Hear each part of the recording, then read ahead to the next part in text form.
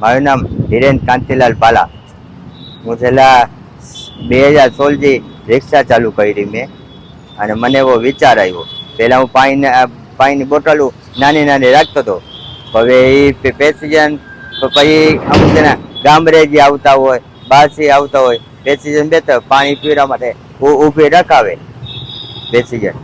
તો મને એમ થયું મેં એક જગ રાખી દઉં. એટલે એક જગથી ચાલુ કર્યું, પછી 2 જગથી ચાલુ કર્યું, જેથી કરીને બધાને પાણી મળે. અને આ સેવાનું કામ છે, એટલે સેવાનું કામ છે. અને આપણે પાણી એમને ફ્રીમાં આવે છે. છેલ્લા અત્યારે 9.5 વર્ષ જેવું થયું.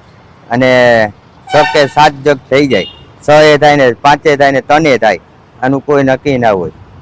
બરાબર, આપણે કોઈને ના પાડતા નથી પાણી પીવડાવવા.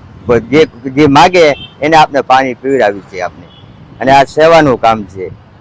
અને મને વિચાર એવો આવ્યો, કારણ કે પેશન્ટ ગામડે જે આવતા હોય, અમુક જણાને પાણી મળે ના મળે, એટલે મને એમ થયું પાણી રાખું, એટલે હું બધાને પીવડાવું છું, બધાને ફ્રી સેવા.